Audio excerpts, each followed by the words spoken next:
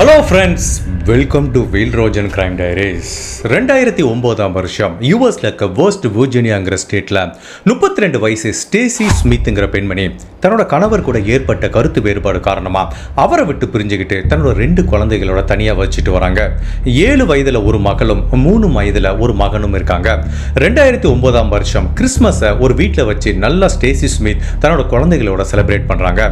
இந்த டயத்துல Stacy Smith எங்க தங்கி இருக்காங்களோ அங்க இருந்து சில மைல் தொலைவில் தான் அவங்களோட அப்பா தங்கியிருக்காரு. கிறிஸ்மஸ் முடிஞ்ச மறுநாள்லேருந்து தன்னோட மகளை தொடர்பு கொள்ள முயற்சி செய்கிறாரு. ஃபோனும் ரீச்சபிள் ஆகல. எந்த ஒரு முறையிலையும் தன்னோட மகளை அவரால் ரீச் பண்ண முடியல. இது ஸ்டேசி ஸ்மித்தோட அப்பாவுக்கு கொஞ்சம் வித்தியாசமாகப்படுது. பிகாஸ் ஸ்டேசி ஸ்மித் எப்பவுமே ஃபோனில் அவைலபிளாக இருப்பாங்க. தொடர்ந்து 2 நாளாக அவங்கள ஃபோனில் ரீச் பண்ண முடியலைங்கிறது அவங்க அப்பாவுக்கு கொஞ்சம் சந்தேகப்பட்டு, சரி ஓகே நேராகவே போய் பார்த்துடலான்ட்டு காரை எடுத்துட்டு இந்த ஸ்டேசி ஸ்மித்தோட வீட்டுக்கு வராரு. வீட்டுக்கு வெளியில் நின்று பார்க்கும்போது வீட்டுக்குள்ள லைட் எரிஞ்சிட்டு இருக்கு. பட் வீட்டோட கதவுகள் பூட்டப்பட்டிருக்கு. வெளியில நின்று 2 டைம் கதவை தட்டுறாரு. பட் யாருமே கதவை திறக்கல. திரும்பவும் ஒரு டைம் தட்டுறாரு. அப்பவும் கதவை திறக்கல. சரி, சந்தேகப்பட்ட அவர் அந்த வீட்டை சுத்தி போகும்போது அந்த வீட்டில் ஒரு ஜன்னல் இருக்கு. அந்த ஜன்னல் வழியா அவர் பார்க்கும்போது இந்த ஸ்டேசி ஸ்மித்தோட 3 வயசு பையன் அங்கங்க நடந்துட்டு இருக்கான். இப்போ அவனை கூப்பிடுறாரு. அவன் மெதுவா வர்றான். தன்னோட தாத்தான்னு அவனுக்கு நல்லா தெரிஞ்சதுனால வந்து பேச ஆரம்பிக்கிறான். உங்க அம்மா எங்கடா அப்படிங்கிற மாதிரி இவர் கேட்கிறாரு. அம்மா தூங்கிட்டு இருக்காங்க அப்படிங்கிற மாதிரி அந்த பையன் சொல்றான். பட் இவருக்கு நல்லாவே தெரியும் தன்னோட பொண்ணு இவ்வளவு டீப்பாலாம் தூங்க மாட்டா. தன்னோட பெண்ணுக்கு ஏதோ ஒரு பேராபத்து நிகழ்ந்து இருக்குங்கிறத புரிஞ்சுக்கிட்ட இந்த ஸ்டேசி ஸ்மித்தோட அப்பா என்ன சொல்றாரு, அந்த 3 வயசு பையனை ஜன்னலுக்கு பக்கத்துல கூப்பிட்டு அந்த வீட்டோட கதவுகளை எப்படி திறக்கணுங்கிற மாதிரி ஒரு இன்ஸ்ட்ரக்ஷன் கொடுக்குறாரு. ஜஸ்ட் ஒரு சின்ன லாக் அப்படிங்கிறதுனால இந்த சின்ன பையனும் அவங்க தாத்தா சொல்ற மாதிரி அந்த கதவை அழகா திறந்து வர்றான். வீட்டுக்குள்ள வந்த இவர் வீடு ஃபுல்லாவே ஒரு மயான அமைதியை உணர்றாரு. நிசப்தமா இருக்கு. அப்ப தன்னோட 3 வயது பேரனை அப்படி தூக்கிக்கிட்டு, கண்ணா நீ ஹாலில் மட்டும்தான் உட்காந்துருக்கணும், தாத்தா போகிற இடத்துக்குலாம் பின்னாடியே வரக்கூடாதுன்னு சொல்லிட்டு அப்படி சோஃபாவில் உட்கார வைக்கிறாரு. அதுக்கப்புறம் அந்த வீடை ஃபுல்லாக சுற்றி பார்க்க ஆரம்பிக்கிறாரு. தன்னோட பொண்ணுக்கு என்ன நிகழ்ந்ததுங்கிறத தெரிஞ்சுக்கிறதுக்கு ஃபஸ்ட்டு அவங்களோட பெட்ரூமில் போய் பார்க்குறாரு. அங்கே சில ரத்த கரைகளை பார்க்குறாரு. அந்த ட்ரையலை அப்படியே பார்த்துட்டு போகும்போது கிச்சனில் அவர் பார்த்த காட்சி, எந்த ஒரு தகப்பனும் தன்னோட பெண்ணை பார்க்கக்கூடாத காட்சியை பார்க்குறாரு. அவரோட இருதயமே ஒரு செகண்ட் நின்று போகிற மாதிரி ஒரு மிகப்பெரிய வலியை இந்த ஸ்டேசி ஸ்மித்தோட அப்பாவுக்கு கொடுக்குது. அப்படி இந்த ஸ்டேசி ஸ்மித்தோட அப்பா என்ன பார்த்தாரு, ஸ்டேசி ஸ்மித்துக்கு என்ன நிகழ்ந்ததுங்கிற பலவித குழப்பங்களும் திருப்பங்களும் நிறைஞ்ச ஒரு வித்தியாசமான ட்ரூ கிரைம் கேஸை தான் இன்னைக்கு நம்ம இந்த வீடியோவில் பார்க்க போகிறோம். இப்படியெல்லாம் கூடவா நாட்டில் நடக்குதுன்னு இந்த வழக்கு நம்மளை ரொம்பவே ஆச்சரியப்படுத்த போகுது. ஸ்டேசி ஸ்மித்துக்கு அப்படி என்ன நிகழ்ந்ததுங்கிறத நம்ம தெரிஞ்சுக்கிறதுக்கு முன்னாடி உங்கள் டைம் 2 செகண்ட்ஸ் எனக்காக ஸ்பெண்ட் பண்ணி என்னோட வீடியோவை லைக் பண்ணிட்டு மறக்காமல் கமெண்ட் பண்ணுங்க. உங்களுக்கு கமெண்ட் பண்ணுறதுக்கு டைம் இல்லாட்டா கூட பரவாயில்ல, ஸ்டார் ரேட்டிங் மாதிரியோ ஹாட் சிம்பிள் மாதிரியோ எதை வேணாலும் கமெண்ட் பண்ணுங்க. பிகாஸ் நீங்கள் கொடுக்குற ஒவ்வொரு கமெண்ட்டும் லைக்கும் மட்டும்தான் என்னோட வீடியோவை அடுத்த லெவலுக்கு எடுத்துகிட்டு போகிறதுக்கு ரொம்பவே உதவியாக இருக்கும். இதுவரைக்கும் நீங்கள் என்னோட சேனலுக்கு கொடுத்துட்டு இருக்க ஆதரவுக்கு மிகவும் நன்றி. 1977 வருஷம் யூஎஸ்ல பிறக்கிற ஸ்டேசி அப்படிங்கிற இந்த பெண் குழந்தையோட வாழ்க்கை சின்ன வயசுலேருந்து பர்ஃபெக்டாக இருந்திருக்கு. நம்ம நிறைய கேஸில் பார்த்துருப்போம், ஒரு குழந்தையோட வாழ்க்கை ஸ்டார்டிங்லேயே ரொம்ப மோசமாக இருக்கும். பட் இந்த ஸ்டேசியை பொறுத்த வரைக்கும் அவங்க லைஃப்பில் ஆசைப்பட்ட எல்லாமே கிடைச்சிருக்கு. அவங்க அம்மா அப்பா நல்ல வேலையில் இருக்காங்க. இவங்க ஆசைப்பட்ட படிப்பை படிக்க வைக்கிறாங்க. இவங்களும் அதுக்கு தகுந்த மாதிரி நல்லா படிக்கிறாங்க. ஸ்கூலில் காலேஜில் எல்லா இடத்துலையும் இந்த ஸ்டேசி ஸ்மித்துக்கு ஒரு நற்பெயர் இருந்திருக்கு. அப்படி இவங்க காலேஜ் படிக்கும்போது அங்கே ஸ்டீஃபன் அப்படிங்கிற ஒரு நபரை மீட் பண்ணுறாங்க. 2 பேத்துக்குமே காதல் ஏற்படுது. டேட்டிங் பண்ணிட்டு இருக்காங்க. அவசரப்பட்ட திருமணம் பண்ணிக்க வேண்டாம், கொஞ்ச நாள் ஒரு லிவிங் டுகெதர் வாழ்க்கையில் இருப்போம், நமக்கு செட் ஆச்சுன்னா நம்ம திருமணம் பண்ணிக்கலாம்னு சொல்லிட்டு பல வருடங்கள் இவங்க ஒரே வாழ்க்கையில் இருக்க ஆரம்பிக்கிறாங்க. அப்படி இவங்க லிவிங் டுகெதரில் இருக்கும்போது இந்த தம்பதிகளுக்கு ஒரு அழகான பெண் குழந்தைய பிறக்குது. அதுக்கு மெக்கன்சிங்கிற மாதிரி பேர் வைக்கிறாங்க. ஈவன் அந்த குழந்தை பிறந்து சில வருடங்கள் கழிச்சு தான் இந்த தம்பதிகள் என்ன முடிவு பண்றாங்க, சரி ஓகே நம்மளுக்குள்ள நல்லாவே ஒத்து போகுது, இனிமேல் திருமணம் பண்ணிக்கலான்ட்டு தன்னோட மகளை வச்சுக்கிட்டே இவங்க திருமணம் பண்ணிக்கிறாங்க. அப்படி இவங்க திருமணம் பண்ண இன்னொரு 2-3 வருஷம் கழிச்சு இவங்களுக்கு லேண்டன்கிற இன்னொரு பையனும் பிறக்கிறான். மொத்தத்தில் ஒரு ஆண் குழந்தை ஒரு பெண் குழந்தை, நல்ல ஜாப் அப்படின்னு இந்த தம்பதிகளோட வாழ்க்கை ரொம்ப சூப்பர்வா பிக்சர் பர்ஃபெக்ட்ங்கிற மாதிரி சொல்லுவாங்க. அந்த மாதிரி நல்லா போயிட்டு இருக்கு. இந்த நேரத்தில் ஜென்ரலாக நம்ம நிறைய கேஸில் பார்த்துருப்போம், பண்ணியிருப்போம், நம்மளோட பர்சனல் லைஃப்லையும் ஃபீல் பண்ணியிருப்போம். திருமண வாழ்க்கை கொஞ்ச நாள் போக போக ஒரு சின்ன தொய்வு ஏற்படும், கணவன் மனைவிக்குள்ள நிறைய பிரச்சனை ஏற்படும். அந்த மாதிரி தான் இந்த தம்பதிகளுக்குள்ளேயும் நிறைய பிரச்சனை ஏற்படுது. பட் ஸ்டேசி அண்ட் அவங்க கணவர் ஸ்டீஃபன் ரெண்டு பேருமே எப்படியாவது இந்த திருமண பந்தத்தை நம்ம கொண்டு போகணும்னு சொல்லிட்டு எவ்வளவோ முயற்சி பண்ணா கூட இவங்களையும் தாண்டி அந்த உறவு இனிமேல் நீடிக்காதுங்கிற மாதிரி ஒரு சூழ்நிலை வருது. ஒரு ஸ்டேஜில் ஸ்டேசி ஸ்டீஃபன் ரெண்டு பேரும் என்ன ஃபீல் பண்றாங்க, இதுக்கு மேல இந்த லைஃபை நம்மளால கண்டினியூ பண்ண முடியாது, நம்ம பிரேக்கப் பண்ணிக்கலாம்னு முடிவு பண்ணிட்டு ரெண்டு பேருமே சேர்ந்து மியூச்சுவலா டிவோர்ஸ் அப்ளை பண்றாங்க. அந்த டிவோர்ஸ் ப்ராசஸ் கோர்ட்ல போயிட்டு இருக்கு. இந்த டயத்தில் இவங்களோட ரெண்டு குழந்தைகளையும் ஸ்டேசி கிட்ட தான் வசிக்க ஆரம்பிக்கிறாங்க. இப்படி டிவோர்ஸ் ப்ராசஸ் போயிட்டு இருக்க அந்த டயத்தில் கூட வீக்லி ஒன்ஸ் இந்த ஸ்டீஃபன் தன்னோட குழந்தைகளை பார்க்கறதுக்காக இந்த ஸ்டேசி வீட்டுக்கு வந்துட்டு போவாது.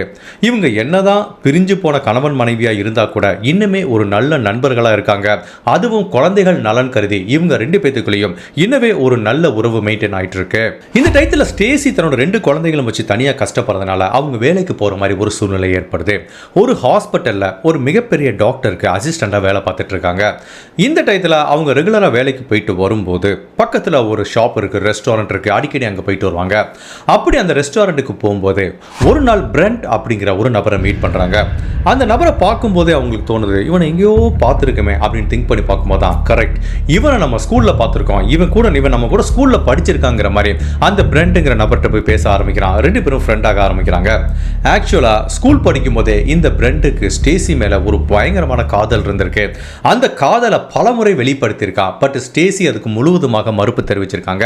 பட் அப்போ இருக்கிற சூழ்நிலை வேற, இப்போ இருக்கிற சூழ்நிலை வேற. ஸ்டேசி தன்னோட கணவரை பிரிஞ்சு குழந்தைகளோட கஷ்டப்பட்டு இருந்தா கூட தனக்குன்னு வாழ்க்கையில ஒரு துணை வேணும்னு ஃபீல் பண்ணிட்டு இருக்க இந்த நேரத்தில் கரெக்டா பிரெண்ட்ங்கிற அந்த நபர் இவங்க வாழ்க்கைக்குள்ள வரும்போது ரெண்டு பேருமே நல்ல நண்பர்களா பழகுறாங்க. நாளடைவில் டேட்டிங் பண்ண ஆரம்பிக்கிறாங்க. டேட்டிங் பண்ணும்போதே இவங்களுக்கு உடல் ரீதியான தொடர்பு ஏற்படுது. ஈவன் பல முறை இவங்க வீட்டுக்குள்ளேயே வச்சு அவங்க உடல் ரீதியான தொடர்புல இருக்கும்போது இவங்க முன்னாள் கணவர் ஸ்டீவன் தன்னோட ரெண்டு குழந்தைகளை பிக்கப் பண்ணிருக்காக வருவாரு. அப்போ தன்னோட முன்னாள் மனைவி இன்னொரு காதலரோட இருக்கிறத பார்த்து அவருக்கு கொஞ்சம் ஷாக் ஆயிடுச்சு. ஏன் இன்னும் அவங்களுக்கு டிவோர்ஸ் ப்ராசஸ் கூட அஃபிஷியலா முடியல, அதுக்குள்ளேயும் தன்னோட முன்னாள் மனைவி இன்னொரு காதலரை செலக்ட் பண்ணிட்டாலே அப்படிங்கிற ஒரு சின்ன கோபமும் ஒரு சின்ன பொறாமை உணர்ச்சியும் ஒரு சின்ன வருத்தமும் இந்த கணவர் ஸ்டீவனுக்கு இருக்கு. பட் அப்படி இருந்தாலும் என்ன பண்றது, தங்க ரெண்டு பேத்துக்குள்ள பிடிக்கலன்னு சொல்லி தான் பிரிஞ்சு வந்துட்டாங்க. இப்போ அவ ஒரு வாழ்க்கையை அமைச்சுக்கணும் முடிவு பண்றா, அதுக்கு நம்ம குறுக்கிடக்கூடாது அப்படிங்கிற மாதிரி ஸ்டீவனும் அதை கண்டுக்காம விலகி போகிறாரு. சரி, தன்னோட கணவர் கூட தனக்கு பிடிக்கல, பிரிஞ்சு வந்தாச்சு. இப்ப பிரெண்ட்ங்கிற இன்னொரு காதலர் இருக்கான். இவங்க கூடயாவது ஒரு சந்தோஷமான வாழ்க்கை அமையணும் பார்த்தா அந்த பிரெண்டோட கேரக்டர் எப்படி இருக்குன்னா எக்ஸ்ட்ரீம்லி டாமினேட்டிங் கேரக்டர். சில உறவுல நீங்க பார்த்துருப்பீங்க, ஒரு ஆண் ஒரு பெண்ணை பயங்கரமா டாமினேட் பண்ணுவாங்க. நான் சொல்றதான் கேட்கணும், நீ என்ன பண்றீங்கிறத எனக்கு முழுவதுமா தெரிவிக்கணும். ஈவன் நீ யாருக்கிட்ட ஃபோன் பேசினா கூட யாருக்கிட்ட பேசினா எவ்வளவு நேரம் பேசுறங்கிற டீட்டெயில சொல்லணும், என்ன ட்ரெஸ் போடணும், என்ன சமைக்கணும், எங்க வெளியில போற, எத்தனை மணிக்கு வீட்டுக்கு வரணும், எந்த ஃப்ரெண்டை பார்க்க போகணும் போகக்கூடாது அப்படிங்கிற மாதிரி எக்ஸ்ட்ரீம் டாமினேட்டிங் கேரக்டரா இருப்பாங்க. அந்த மாதிரி தான் இந்த பிரெண்ட் எப்படின்னா இந்த ஸ்டேசி கிட்ட எப்பவுமே இன்செக்யூரா ஃபீல் பண்ண ஆரம்பிக்கிறான். ஓகே, ஸ்டேசி பார்க்க கொஞ்சம் அழகா இருப்பாங்க, அதுவும் இப்ப தனியா இருக்காங்க, நிறைய ஆண்கள் கூட அவங்களுக்கு தொடர்பு வந்துருமோ அப்படிங்கிற ஒரு பய உணர்வும் ஒரு அச்ச உணர்வும் ஒரு சந்தேக உணர்வும் இந்த பிரெண்டுக்கு எப்பவுமே இருந்துட்டு இருக்கு. ஈவன் ஸ்டேசி பல டைம் ஃபோன் பேசிட்டு வரும்போது கூட ஓகே இப்போ நீ யார்கிட்ட பேசின, எவ்வளோ நேரம் பேசின, எங்க அந்த ஃபோன் காலை காமி, நீ உண்மையை சொல்றியான்னு பார்க்குறேங்கிற மாதிரி சந்தேக நோக்கத்தோட பல முறை இந்த ஸ்டேசியை அப்ரோச் பண்ணதுனால ஸ்டேசிக்கும் இந்த பிரெண்டுக்கும் பயங்கரமான சண்டை வரும். பயங்கரமா சண்டை போடுவாங்க. இவங்க சண்டை போடுறத பார்த்தா என்ன தோணுனா, ஓகே இதோட பிரிஞ்சு போயிடுவாங்கடா, இனிமேல் நம்ம இவங்க ரெண்டு பேர்த்தையும் சேர்த்து பார்க்கவே முடியாது அப்படின்னு நினைச்சிட்டு இருப்போம். சண்டை போட்டு போன ஒரு மணி நேரத்துக்குள்ள வருவாங்க, ரெண்டு பேரும் ஜாலியா பேசுவாங்க, திரும்ப உடல் ரீதியான தொடர்பில் இருப்பாங்க. ஸோ இந்த தம்பதிகளை பற்றி அண்டர்ஸ்டாண்ட் பண்ணிக்கிறது எல்லாத்துக்குமே கஷ்டமாக இருந்தால் கூட ஸ்டேசிக்கு என்ன தெரியல, இந்த பிரெண்ட் மேலே ஒரு அளவுக்கு அதிகமான லவ் இருக்கு. இவன் என்னதான் நம்மளை டாமினேட் பண்ணா கூட இவன் கூட தான் நம்ம வாழ்க்கையை அமைக்கணுங்கிற நம்பிக்கையில தான் இந்த உறவை அவங்க கண்டினியூ பண்ணிட்டு இருக்காங்க. இந்த டயத்தில் ஒரு நாள் ஸ்டேசி என்ன முடிவு பண்றாங்கன்னா, தான் ஒரு வீட்டில் வசிச்சுட்டு வராங்க, அந்த வீட்டில் வசதிகள் சரியில்லைங்கிறதுக்காக புதுசா வெஸ்ட் விர்ஜீனியாலே ஒரு வீட்டுக்கு மாறி போறாங்க. டிசம்பர் மாதம் 2009 கிறிஸ்மஸ்க்கு முன்னாடியே அந்த வீட்டுக்கு மாறி போகணும்னு சொல்லி முடிவு பண்ணுறாங்க. ஸோ அந்த வீட்டுக்கு திங்ஸ் எல்லாம் மூவ் பண்ணுறதுக்கு இவங்க காதலர் பிரெண்ட் அப்படிங்கிற நபரும் இந்த ஸ்டேசிக்கு திமோத்திங்கிற இன்னொரு நபர் இருக்காரு, அவங்க கசின், ரொம்ப க்ளோஸ் ரிலேஷன். அந்த திமோத்தியும் உதவி செய்ய வராரு. ஸோ ஒரு நாள் இவங்க வீட்டுக்கு திங்ஸ் எல்லாத்தையும் பிரெண்ட் அண்ட் திமோத்திங்கிற ஹெல்ப்போட இந்த ஸ்டேசி தன்னோட புது வீட்டுக்கு மூவ் பண்ணுறாங்க. கிறிஸ்மஸுக்கு முன்னாடி அந்த வீட்டுக்கு போனோம், ஜாலியாக செலிப்ரேட் பண்ணணும் அப்படிங்கிற நோக்கத்தில் தன்னோட திங்ஸ் எல்லாத்தையும் புது வீட்டுக்கு மூவ் பண்றாங்க. அங்க கிறிஸ்மஸை பயங்கரமா டெக்கரேட் பண்ணி தன்னோட காதலர் கூடயும் தன்னோட ரிலேட்டிவ் அந்த திமோத்திங்கிற நபர் கூடயும் ரொம்ப ஜாலியா கொண்டாட ஆரம்பிக்கிறாங்க. ஈவன் அவங்க அப்பா கூட ஃபோன் பண்ணி வர சொல்றாங்க. அவர் சில வேலை காரணமாக என்னால வர முடியாது அப்படிங்கிற மாதிரி சொல்லிடுறாரு. இப்படியே 2009 வருஷம் கிறிஸ்மஸ் செலிப்ரேஷன் சூப்பரா முடிஞ்சது. கிறிஸ்மஸ் முடிஞ்சு 2 நாள் கழிச்சு நான் ஏற்கனவே சொன்ன மாதிரி இந்த ஸ்டேசியோட அப்பா அவங்கள தொடர்பு கொள்ள முயற்சி பண்றாரு. அவங்ககிட்ட இருந்து எந்த ரெஸ்பான்ஸும் இல்லைங்கிறதுனால தன்னோட பொண்ணுக்கு என்ன ஆச்சு அப்படிங்கிறத தெரிஞ்சுக்கிறதுக்காக அவங்க வீட்டுக்கு வர்றாரு. வீட்டு கதவை தட்டுறாரு. எந்த ரெஸ்பான்ஸும் இல்லை. பட் ஜன்னல் வழியா பார்க்கும்போது இந்த ஸ்டேசியோட 3 வயசு குழந்தை மட்டும் வீட்டுக்குள்ள அங்கங்க நடமாடிட்டு இருக்கு. பட் அந்த குழந்தைய க்ளோஸா பார்க்கும்போது அந்த குழந்தையோட காலில் நிறைய ரத்த கரைகள் இருக்கிறத பார்க்குறாரு. அதாவது அந்த குழந்தை ஏதோ ரத்தத்தை மிதிச்சிருக்கு. அதுக்கப்புறம் அப்படியே நடக்கும்போது வீடு ஃபுல்லா ரத்தம் தோய்ந்த நிலையில அந்த குழந்தையோட கால் தடங்களை பார்க்கும்போதே அவருக்கு புரிஞ்சிருக்கு தன்னோட பொண்ணுக்கு என்ன நிகழ்ந்திருக்குன்னு. அப்போ அந்த 3 வயசு குழந்தைய கூப்பிட்டு கதவை திறக்க சொல்றாரு. கதவை திறந்தவன தன்னோட பொண்ணை எல்லா இடத்துலையும் தேடி பார்க்கும்போது ஃபைனலா பெட்ரூம்ல போய் பார்க்குறாரு. அங்க சில ரத்த கரைகள் இருக்கு. அந்த ரத்த கரைகளோட ட்ரையலை ஃபாலோ பண்ணி போகும்போது அது கிச்சன்ல போய் முடியுது. கிச்சன்ல அவர் பார்த்த காட்சி அவரோட இருதயத்தை ஒரு நிமிஷம் ஸ்டாப் பண்ற மாதிரி ஒரு வலி மிகுந்த வேதனையை உணர்றாரு.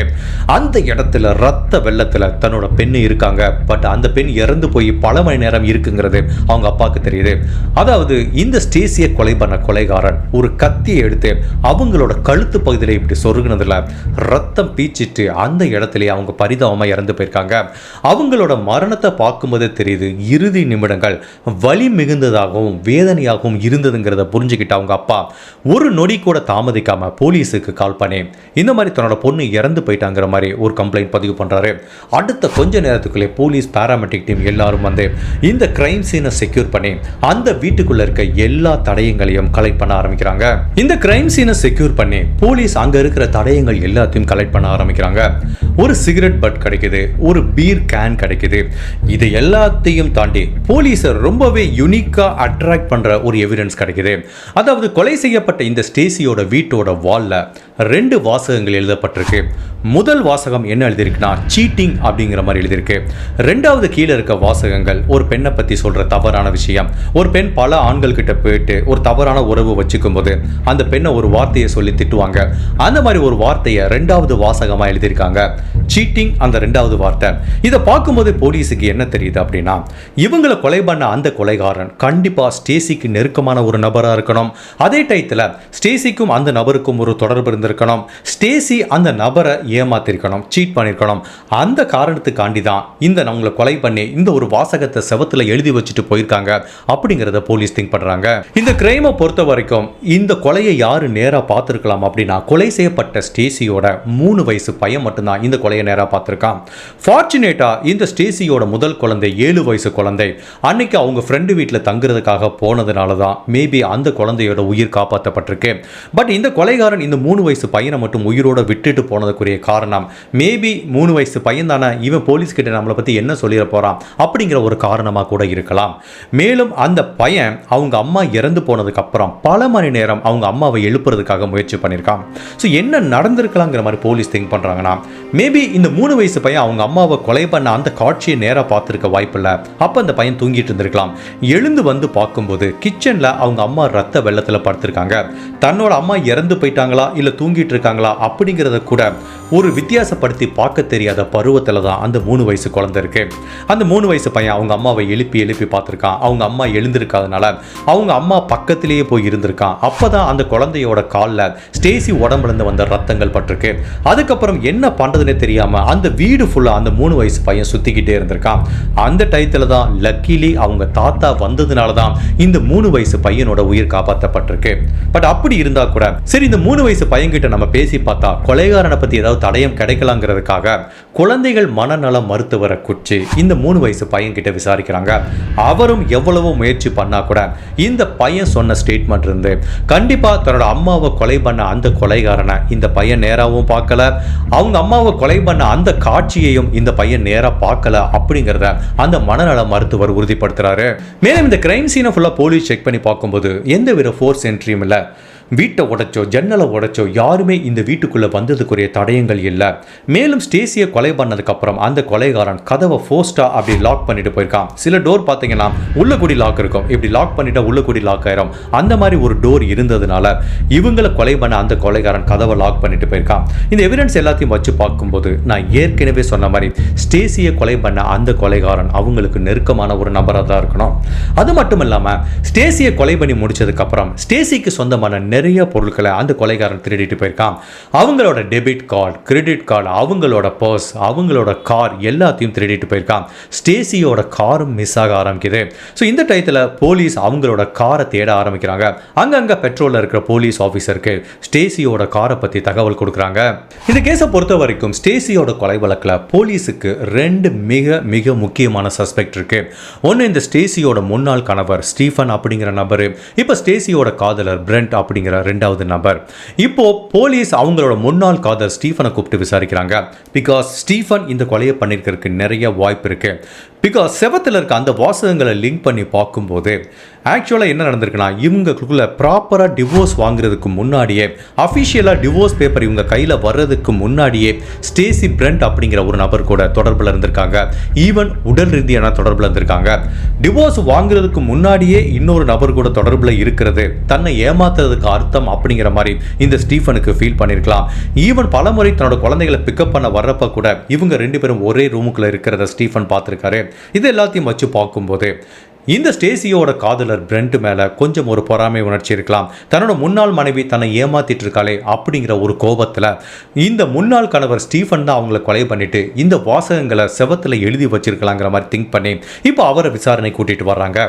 அப்போ ஸ்டீஃபன் என்ன சொல்கிறாரு, நீங்கள் சொல்கிற தியரி எல்லாம் கரெக்டு தான், எனக்கு பிரெண்ட்டுங்கிற அந்த காதலர் பற்றி தெரியும், பட் எனக்கு அதை பற்றி ஒரு பொறாமை உணர்ச்சியோ எனக்கு அதை பற்றி எந்த கவலையும் இல்லை. பிகாஸ் எங்களுக்குள்ள பிடிக்கல, நாங்கள் மூவ் ஆகிட்டோம், இப்போ ஒரு நல்ல ஃப்ரெண்டாக இருக்கோம், அவ்வளோதான். தவிர எங்களுக்குள்ள வேறு எந்த தொடர்பும் கிடையாது.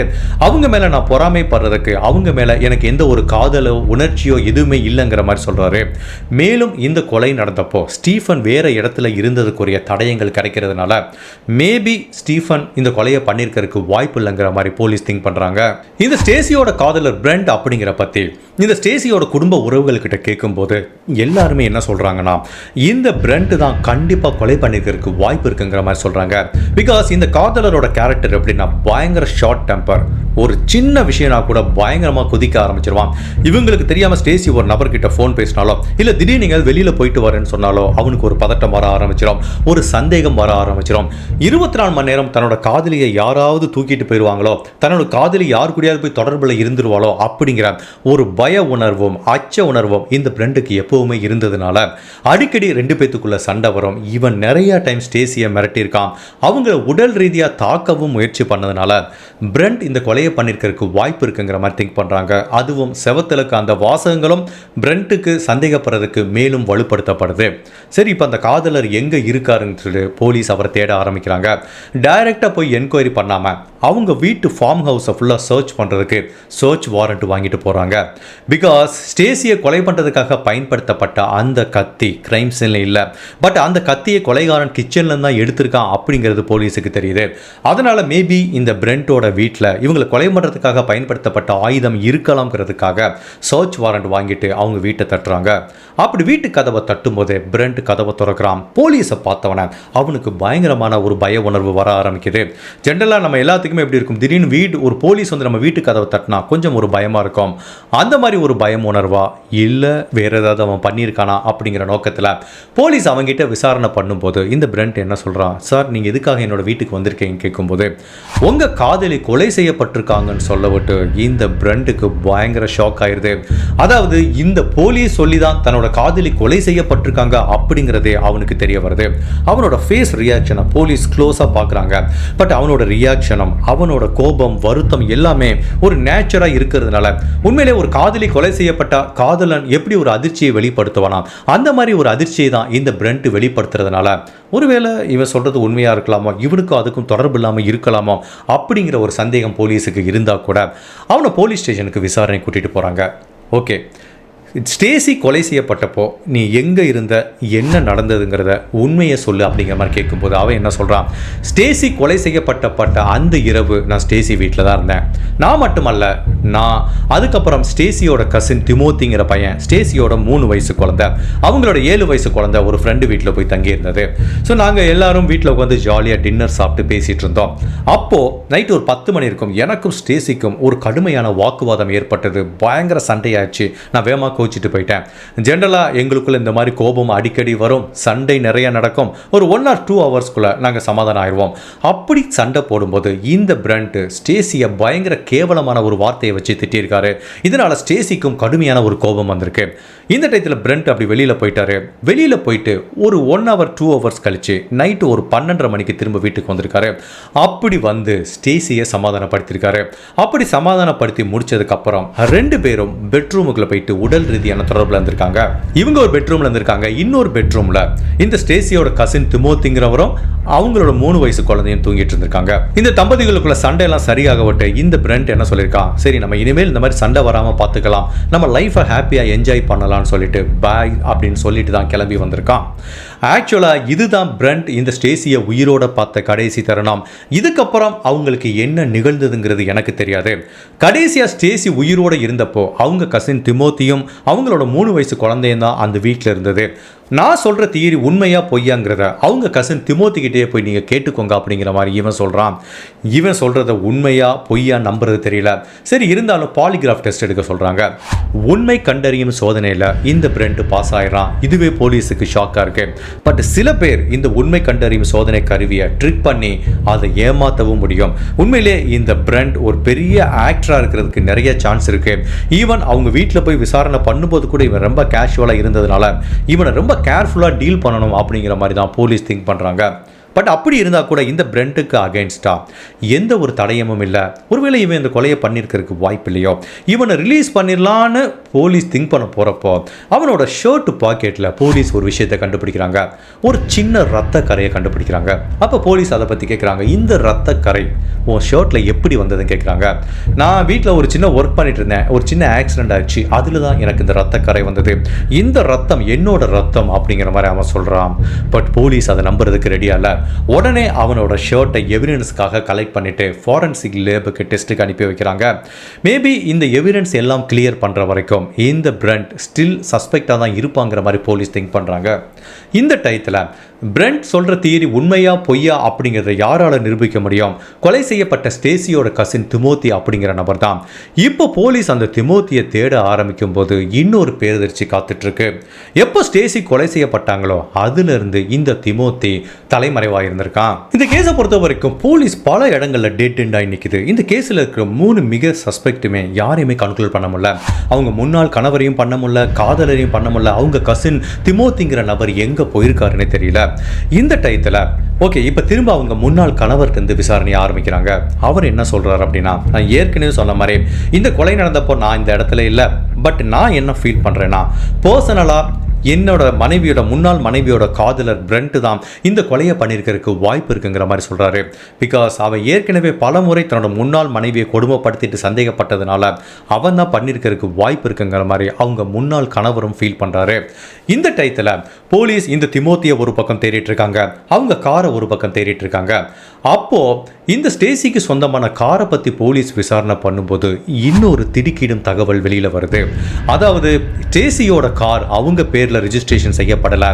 அவங்க ஹாஸ்பிட்டலில் வேலை பார்க்குற ஒரு டாக்டர் வில்லியம் அப்படிங்கிற ஒரு நபர் பேரில் தான் ரெஜிஸ்டர் ஆகிருக்கு. தட் மீன்ஸ் ஸ்டேசி பல வருடங்களை பயன்படுத்திட்டு இருக்க அந்த கார் டாக்டர் வில்லியம் அப்படிங்கிற ஒரு நபருக்கு சொந்தமானதுங்கிற மாதிரி தெரிய வருது. அந்த டாக்டர் வில்லியம் கிட்ட தான் இந்த ஸ்டேசி அசிஸ்டண்டாக ஒர்க் பண்ணிட்டு இருக்காங்க. இது வரைக்கும் இந்த கேஸில் 3 வெவ்வேறு சஸ்பெக்ட் இருக்கும்போது இப்போ புதுசாக டாக்டர் வில்லியம்ங்கிற ஒரு நபர் உள்ள வராரு. ஸ்டேசிக்கும் இந்த டாக்டர் வில்லியமுக்கும் என்ன உறவுன்னு செக் பண்ணி பார்க்கும்போது அந்த இடத்துல போலீஸுக்கு இன்னொரு பேரறிச்சி காத்துட்டு இருக்கு. இந்த டாக்டர் வில்லியமும் ஸ்டேசியும் பல நாட்கள் பல வருடங்கள் உடல் ரீதியான தொடர்பில் இருந்திருக்காங்க. ஈவன் அந்த டாக்டர் தான் ஸ்டேசிக்கு இந்த காரையே வாங்கி கொடுத்திருக்காரு. இப்போ அந்த டாக்டர் வில்லியம் மேலையும் போலீஸுக்கு ஒரு சந்தேகம் வர ஆரம்பிக்குது. பிகாஸ் அவர் ஸ்டேசி கூட பல நாள் தொடர்பில் இருக்காரு. இப்போ ஸ்டேசி பிரெண்ட் அப்படிங்கிற இன்னொரு நபர் கூட லிங்க் ஆகும்போது அதை பத்தி இந்த டாக்டருக்கு தெரிஞ்சிருக்கலாம். தான் பரிசா கொடுத்த காரை திரும்ப கொடுங்கிற மாதிரி கேட்டிருக்கலாம். அதுல இவங்க ரெண்டு பேத்துக்கும் ஆர்கியூமெண்ட் வந்ததுல அந்த டாக்டர் வில்லியம் தான் இவங்களை கொலை பண்ணியிருக்கலாம்ங்கிற சந்தேகத்தில் இப்போ அந்த டாக்டர் வில்லியம் போய் விசாரிக்க போறாங்க. அவர் போலீஸுக்கு முழு ஒத்துழைப்பு கொடுக்கிறாரு. அவர் என்ன சொல்றாருன்னா, நான் எதையுமே மூடி மறைக்க விரும்பல, எனக்கும் ஸ்டேசிக்கும் பல வருடங்கள் தொடர்பு இருந்துச்சு. ஏன் அவங்க முதல் திருமண பந்தத்தில் இருக்கும் போதே எங்களுக்குள்ள தொடர்பு இருந்தது உண்மைதான். நான் தான் ஸ்டேசிக்கு அந்த காரை வாங்கி கொடுத்தேன். இப்ப ஸ்டேசிக்கு ஒரு காதலர் இருக்கிறதும் எனக்கு தெரியும். எங்களை பொறுத்த வரைக்கும் எங்களுக்குள்ள இருக்கிறது ஒரு உடல் ரீதியான தொடர்பு தான், அதுக்கு மேல எதுவுமே கிடையாது. பிளஸ் நான் ஸ்டேசியை கொலை பண்ண வேண்டிய அவசியமே எனக்கு இல்லைங்கிற மாதிரி டாக்டர் சொல்றாரு. ஸ்டேசி கொலை செய்யப்பட்டப்போ இந்த டாக்டர் வில்லியம் எங்க இருந்தாருன்னு போலீஸ் செக் பண்ணி பார்த்தப்போ அவர் முழு நேரமும் அன்னைக்கு ஹாஸ்பிட்டலில் நைட் டியூட்டியில் இருந்ததுனால டாக்டர் வில்லியமும் இந்த கொலையை பண்ணியிருக்க வாய்ப்பு இல்லைங்கிற மாதிரி தான் போலீஸ் திங்க் பண்ணுறாங்க. ஸோ இந்த கேஸை பொறுத்த வரைக்கும் மொத்தம் இருக்கிற 4 சஸ்பெக்டில் 2 பேரை போலீஸ் ரிமூவ் பண்ணுறாங்க. அவங்க முன்னாள் கணவர் டாக்டர் வில்லியம் அப்படிங்கிற நபர். ஸோ மிச்சம் இருக்கிற இந்த 2 பேரில் யாராவது ஒருத்தர் அவங்க காதலரோ இல்லை அவங்க கசின் திமோத்திங்கிற நபர் தான் ஸ்டேசியை கொலை பண்ணியிருக்கணுங்கிற மாதிரி போலீஸ் உறுதியா நம்புறாங்க. ஸ்டேசி கொலை செய்யப்பட்டு ஒரு வாரம் கழிச்சு அவங்க வீட்டுல இருந்து 5 மைல் தொலைவில் ஃபைனலா ஸ்டேசியோட காரை கண்டுபிடிக்கிறாங்க. இவங்களை கொலை பண்ண அந்த கொலைகாரன் அந்த காரை டிரைவ் பண்ணிட்டு வந்துட்டு ஒரு இடத்துல அபண்டன் பண்ணிட்டு போயிருக்கான். அந்த காருக்குள்ள ஸ்டேசிக்கு சொந்தமான நிறைய பர்சஸ், அவங்களுடைய credit card, debit card, hospital ID கார்டுன்னு பல விதமான தடயங்கள் இருந்தா கூட அன்பார்ச்சுனேட்டா கொலைகாரனை லிங்க் பண்றதுக்கு அந்த காருக்குள்ள எந்த ஒரு தடயமும் கிடைக்கல. ஸோ இந்த டயத்தில் போலீஸ் தலைமறைவாக இருக்கிற இந்த ஸ்டேசியோட கசின் திமோத்திங்கிற அந்த நபரை பற்றி பேக்ரவுண்ட் செக் பண்ணி பார்க்கும்போது இன்னொரு பேரதிர்ச்சி காத்துட்டு இருக்கு. திமோத்திங்கிறவனுக்கு பின்னாடி பல விதமான கிரிமினல் பேக்ரவுண்ட் இருக்கிறத கண்டுபிடிக்கிறாங்க. பல வருடங்களுக்கு முன்னாடி ஒரு சின்ன பெண்கிட்ட தவறாக நடந்த குற்றத்துக்காக அவனை அரெஸ்ட் பண்ணி பல வருடங்கள் ஜெயிலில் இருந்துட்டு வந்திருக்கான். ஜென்ரலாக இந்த மாதிரி ஒரு பெண்கிட்ட ஒருத்தன் தவறாக நடந்தாலோ இல்லை குழந்தைகள்கிட்ட தவறாக நடந்தாலோ ஜெயிலேருந்து வரும்போது இந்த மாதிரி இவன் தவறாக நடந்திருக்கான் அப்படிங்கிற மாதிரி முத்திரை குத்திடுவாங்க. அதுக்குரிய ப்ராப்பராக ரிஜிஸ்ட்ரேஷன் அவன் பண்ணி ஆகணும். இந்த மாதிரி நான் ஒரு பெண்கிட்ட தவறாக நடந்திருக்கேன், எனக்கு பின்னாடி இவ்வளோ ஒரு மோசமான ஒரு ஹிஸ்ட்ரி இருக்குங்கிறத அஃபிஷியலாக இந்த மாதிரி ஜெயிலேருந்து ரிலீஸ் ஆகிற கைதிகள் ரெக்கார்ட் பண்ணணும். பட் இந்த திமோத்தி என்ன பண்ணியிருக்கான், ஜெயிலிருந்து ரிலீஸ் ஆனதுக்கு அப்புறம் தான் இந்த மாதிரி பெண்கள் கிட்ட தவறா நடந்தவன் அப்படிங்கிறத முறைப்படி ரிஜிஸ்டர் பண்ணாம போலீஸை ஏமாத்தி பல வருடங்கள் சுத்திட்டு இருந்திருக்கான். இப்போ ஏற்கனவே ஸ்டேசியோட வழக்குல இவனை போலீஸ் தேடிட்டு இருக்கும்போது இவனுக்கு பின்னாடி இன்னமும் ஒரு குற்றம் இருக்கிறதுனால மேபி இந்த திமோத்தி கூட ஏன் ஸ்டேசியை கொலை பண்ணிருக்கலாம் அப்படிங்கிற ஆங்கிள் கூட போலீஸ் திங்க் பண்றாங்க. இப்படியே போலீஸ் இந்த திமோத்தியை வலை வீசி தேடிட்டு இருக்கும்போது திடீர்னு ஒரு நாள் அவனே போலீஸ் ஸ்டேஷனுக்கு வர்றான். அவன் என்ன சொல்றான் அப்படின்னா, நான் ஒரு வாரமா தலைமறைவா இருந்தது உண்மைதான், பட் ஸ்டேசியோட கொலைக்கும் எனக்கும் எந்த சம்மந்தமும் கிடையாது. ஆக்சுவலாக நான் இந்த மாதிரி ஜெயிலேருந்து வந்ததுக்கப்புறம் பெண்கள் கிட்ட தவறாக நடந்தவன் அப்படிங்கிறத முறைப்படி ரிஜிஸ்டர் பண்ணாதனால பல நாட்கள் போலீஸ் என்னை தேடிட்டு இருந்தாங்க. மேபி அது ரீசனாக என்னை அரெஸ்ட் பண்ணிடுவாங்க அப்படிங்கிற பயத்தில் தான் நான் போய் ஒளிஞ்சுக்கிட்டேன் தவிர எனக்கும் ஸ்டேசியோட கொலைக்கும் எந்த தொடர்பும் இல்லைங்கிற மாதிரி திமோத்தி சொல்கிறாரு. இப்போ போலீஸ் கேட்குறாங்க, சரிப்பா நீயே சொல்லு, ஏற்கனவே அவங்க காதில் பிரெண்ட்டுங்கிற மாதிரி ஒரு தியரி சொன்னால் என்னமோ சண்டை போட்டால் வெளியில் போனால் 2 பேர் வந்து உடல் ரீதியான தொடர்பில் இருந்தாங்க, நீ அங்கே தான் இருந்தேங்கிறாங்க, நீ சொல்லு ஸ்டேசியை யார் கொலை பண்ணியிருப்பா அப்படின்னு கேட்கும்போது இந்த திமோத்தி சொல்கிறான், நான் உறுதியாக சொல்கிறேன் அவங்க காதலர் பிரெண்ட் தான் கொலை பண்ணியிருப்பான். என்னால் இதை உறுதியாக சொல்ல முடியும். பிகாஸ் நான் பல நாட்கள் ஸ்டேசி கூட அந்த வீட்டில் தான் இருந்திருக்கேன். இந்த ஸ்டேசிக்கும் அவங்க காதலருக்கும் இருக்க உறவை நான் கண்கூட பார்த்துருக்கேன். அவன் எவ்வளோ தூரம் ஸ்டேசியை அப்யூஸ் பண்ணுவான், கொடுமைப்படுத்துவான், சந்தேகப்படுத்துவாங்கிறது எனக்கு நல்லாவே தெரியும். இப்படிப்பட்ட ஒரு உறவில் ஸ்டேசி எப்படி இருந்தாங்கிறது எனக்கே ஆச்சரியமாக இருக்கு. அதனால் என்னை பொறுத்த வரைக்கும் பிரெண்ட் தான் இந்த கொலையை பண்ணியிருப்பான் அப்படிங்கிற மாதிரி இந்த திமோத்தி உறுதியாக சொல்கிறான். பட் இவன் என்னதான் இந்த மாதிரி உறுதியாக சொன்னால் கூட பிரெண்ட் இந்த கொலையை பண்ணியிருப்பான் அப்படிங்கிறதுக்காக அவனை அரெஸ்ட் பண்ணுறதுக்கு போலீஸ்கிட்ட எந்த தடயமும் இல்லைங்கிறதுனால இப்போது இந்த திமோத்தி மேலேயும் போலீஸுக்கு ஒரு சின்ன சந்தேகம் இருந்துகிட்டே தான் இருக்குது. இப்போ போலீஸ் அவங்ககிட்ட கொஞ்சம் ஸ்ட்ரெஸ் பண்ணி விசாரணை ஆரம்பிக்கிறாங்க. பிரெண்டை ஃபுல்லாக நாங்கள் செக் பண்ணிட்டோம், அவங்ககிட்ட எந்த தப்பும் இல்லை, நாங்கள் என்ன ஃபீல் பண்ணுறோன்னா நீ தான் இந்த கொலையை பண்ணியிருப்பேன்னு ஃபீல் பண்ணுறோங்கிற மாதிரி அவனை போலீஸ் 4 பக்கமும் கார்னர் பண்ணும்போது ஃபைனலாக திமோத்தி ஓப்பன் பண்ணுறான். ஓகே நான் சொல்லிடுறேன், என்ன நடந்தது எல்லாத்தையும் சொல்லிடுறேங்கிற மாதிரி ஆக்சுவலாக ஸ்டேசி கொலை செய்யப்பட்டப்போ என்ன நிகழ்ந்ததுங்கிறத ஒன்று இந்த திமோத்தி போலீஸ் கிட்ட சொல்ல ஆரம்பிக்கிறான். ஆக்சுவலாக இவங்க கசின் திமோத்தி ஸ்டேசி கூட தான் பல நாட்கள் ஒன்றா இருந்துட்டு வரான். ஸ்டேசி கொலை செய்யப்பட்டப்போ பிரெண்ட் சொன்ன எல்லாமே உண்மைங்கிற மாதிரி தான் இந்த திமோத்தி சொல்கிறான். பிரெண்ட்டுக்கும் ஸ்டேசிக்கும் சண்டை வந்தது, கோச்சிட்டு போனாங்க, 2 பேரும் உள்ளே வந்து உடல் ரீதியான தொடர்பில் இருந்தாங்க. கரெக்டாக 2 மணிக்கு பிரெண்ட் இந்த வீட்டை விட்டு கிளம்பி போயிட்டான். அதுக்கப்புறம் இந்த திமோத்தி என்ன பண்ணியிருக்கான், ஸ்டேசியோட பெட்ரூமுக்கு போயிருக்கான். அங்கே போய் ஸ்டேசி கிட்ட சொல்லியிருக்கான், உனக்கு ஏதாவது அறிவு இருக்கா, ஒருத்தன் உன்னை இவ்வளோ தூரம் கொடுமைப்படுத்துகிறான், மானங்கெட்ட கேள்வி கேட்குறான், அவ்வளோ தூரம் அப்யூஸ் பண்ணுறான், அவன் கூட போய் சண்டை போடுற, அடுத்த 1 மணி நேரம் கழிச்சு வந்து சாரி கேட்குறான், 2 பேரும் ஒன்றா போய் பெட்ரூமில் ஜாலியாக இருக்காங்க, உனக்கே கொஞ்சமாவது அறிவு இருக்கா, இந்த மாதிரி ஒருத்தங்கிட்ட எப்படி நீ இருக்க, அவன் உன்னை வேல்யூ பண்ணவே இல்லை, தயவு செய்து அவனை கட் பண்ணி விடுங்கிற மாதிரி சொல்லும்போது அதுக்கு ஸ்டேசி என்ன சொல்லியிருக்காங்க, அது என்னோட பர்சனல், அதை பற்றி நீ தலையிடக்கூடாதுன்னு சொல்லும்போது இந்த ஸ்டேசிக்கும் திமோத்திக்கும் ஒரு கடுமையான ஆர்கியூமெண்ட் வந்திருக்கு. அப்போ ஸ்டேசி ஒரு வார்த்தை வித்தியாசமாக இந்த திமோத்தியை திட்டிடுறாங்க. அதில் இவன் ரொம்ப கடுமையாக காயம் பட்டதுனால ஸ்டேசி மேலே பயங்கர கோபம் வந்திருக்கு. நீ உன்னை என்னென்னமோ ஒருத்தன் மானங்கிட்ட கேள்வி கேட்குறான், அவங்க கூட போய் என்ன வேணாலும் பண்ணுவேன், ஓ நல்லதுக்கு சொல்கிறான், என்ன வந்து நீ இப்படி சொல்கிறியா, இருடி உன்னை என்ன பண்ணுறேன்னு சொல்லிட்டு நேராக அவங்க வீட்டு கிச்சனுக்கு போயிருக்கான். அங்கே இருக்கிற ஒரு மிகப்பெரிய கத்தியை எடுத்துகிட்டு வந்து கோவத்தில் ஸ்டேசியை அவங்க கழுத்திலே குத்தி ரொம்ப கொடூரமாக கொலை பண்ணிட்டு இதுக்கு மேலே அந்த இடத்துல இருந்தால் மாட்டிப்போம் அப்படிங்கிறதுனாலையும் அதே டயத்தில் அவங்க வீட்டில் தூங்கிட்டு இருந்த அந்த 3 வயசு குழந்தையை கூட கன்சிடர் பண்ணாமல் ஸ்டேசிக்கு சொந்தமான பல பொருட்களை திருடிட்டு கதவை அப்படி லாக் பண்ணிவிட்டு ஸ்டேசியோட காரை எடுத்துகிட்டு நான் போயிட்டேன் அப்படிங்கிற மாதிரி இவன் ஒரு தேரி சொல்கிறான். இவன் சொல்கிறதுல உண்மையிலே 50% தான் உண்மை இருக்குது அப்படிங்கிற மாதிரி போலீஸ் ஃபீல் பண்ணுறாங்க. ஸ்டேசியை நான் தான் கொலை பண்ணேங்கிறத இவன் உண்மையை ஒத்துக்கிறான். பட் என்னவோ நான் ஸ்டேசிக்கு நல்லது செய்ய போனேன், அதில் நடந்த ஒரு ஆக்சிடெண்ட் அப்படிங்கிற மாதிரி இவன் சொல்ல முயற்சி பண்ணால் கூட என்ன நிகழ்ந்துருக்கலாங்கிற மாதிரி போலீஸ் திங்க் பண்ணுறாங்கன்னா, இந்த திமோத்திக்கு பல நாளாக ஸ்டேசி மேலே ஒரு கண் இருக்குது. அதுவும் இந்த பிரெண்ட் ஒவ்வொரு டைமும் ஸ்டேசி கூட வந்து இருந்துட்டு போகிறத அவனால் அக்செப்ட் பண்ணிக்க முடியல, ஒரு கடுமையான பொறாமை உணர்ச்சி அவனுக்கு ஏற்பட்டிருக்கு. அப்படி இவங்க 2 பேரும் சண்டை போடும்போது இந்த டைம் எப்படியாவது இவங்க பிரிஞ்சிடுவாங்கடா அப்படின்னு நினச்சிட்டு இருக்கும்போது வெளியில் போன பிரெண்ட் 1 மணி நேரம் கழிச்சு பெட்ரூமுக்குள்ளே போக விட்டு அது இவனால் அக்செப்ட் பண்ணிக்க முடியல. ஓகே, இன்னைக்கு நம்ம ஸ்டேசியை அடைஞ்சே ஆகணும் அப்படிங்கிற நோக்கத்துக்காக அவங்க பெட்ரூமுக்குள்ளே போயிருக்கலாம், ஸ்டேசி கிட்ட தவறாக நடக்க முயற்சி பண்ணியிருக்கலாம், ஸ்டேசி அதுக்கு கடுமையான எதிர்ப்பு தெரிவிச்சிருக்கலாம், அப்போ இவன் கோவப்பட்டு ஸ்டேசியை கொலை பண்ணியிருக்கலாம் அப்படிங்கிற மாதிரி போலீஸ் திங்க் பண்ணுறாங்க.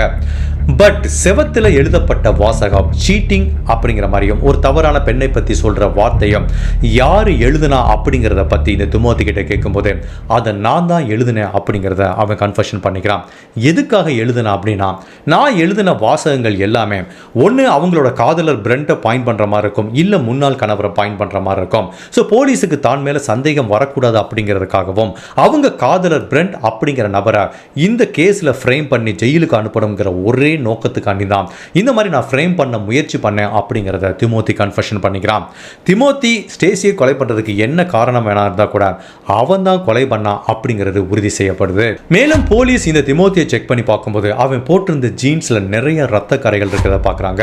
அந்த ரத்த கரைகளை ஃபாரன்சிக் டெஸ்ட்டுக்கு அனுப்பி பார்க்கும்போது அந்த ரத்த கரைகள் கொலை செய்யப்பட்ட ஸ்டேசிக்கு சொந்தமானதுங்கிற மாதிரி தெரிய வர்றதுனால கண்டிப்பாக ஸ்டேசி கொலை செய்யப்பட்டப்போ இந்த திமோத்தி அந்த கிரைம் சீனில் தான் இருந்திருக்கான் அப்படிங்கிற இன்னொரு ஃபாரன்சிக் தடயங்களையும் இந்த திமோத்திக்கு அகைன்ஸ்டா பதிவு பண்றாங்க.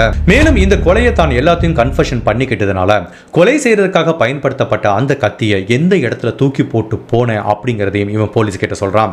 இவங்க வீட்டுல இருந்து கிட்டத்தட்ட 3 மைல் தொலைவில் இவன் ஸ்டேசியோட காரை ஓட்டிட்டு போகும்போது ஒரு புதருக்குள்ள அந்த கத்தியை தூக்கி போட்டு போயிருக்கான். அந்த இடத்தையும் போலீஸ் கிட்ட காமிக்கிறாங்க. போலீஸ் அந்த கத்தியையும் கண்டுபிடிக்கிறாங்க.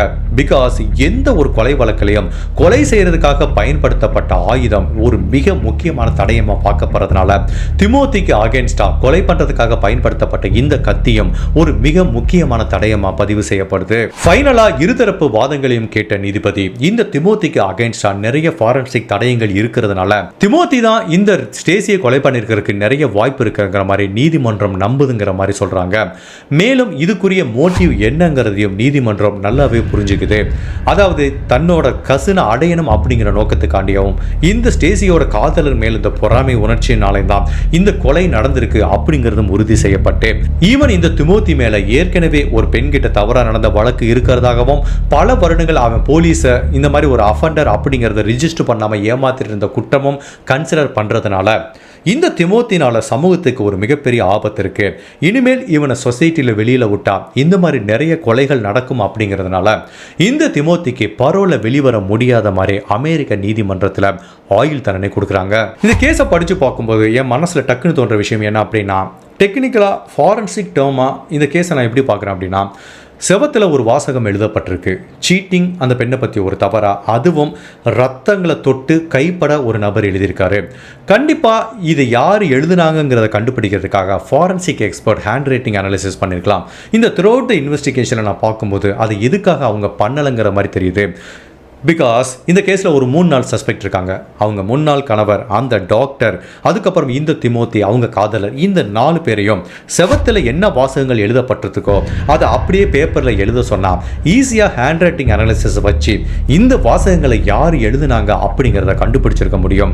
பட் இதுக்காக அதை போலீஸ் பண்ணலை, ஃபாரன்சிக் பண்ணலைங்கிறது என்னால் சரியாக யூகிக்க முடியல. ஸ்டேசியோட கேரக்டரையும் இந்த இடத்துல நம்ம சொல்ல வேண்டியது இருக்குது. பிகாஸ் அவங்க தன்னோட கணவர் கூட இருக்கும் போதே அந்த டாக்டர் கூட தொடர்பு இருந்திருக்காங்க. தன்னோட கணவர்கிட்ட பிரிஞ்சு வந்ததுக்கு அப்புறம் கூட இன்னொரு காதலர் கூட இருக்கும் போதும் அந்த டாக்டர் கூட உறவுல இருந்திருக்காங்க.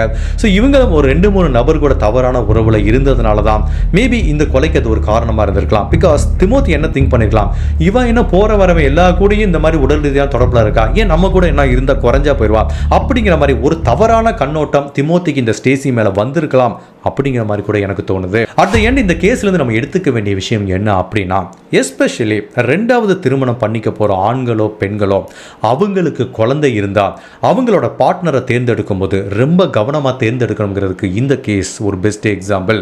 பிகாஸ் முதல் திருமணங்கிறது வேற, பட் 2வது திருமணத்தில் ஒரு குழந்தை இருக்குங்கும் போது அந்த 2வது திருமண பந்தத்தில் குழந்தை தான் நம்மளோட நம்பர் 1 ப்ரியாரிட்டியா இருக்கணும்.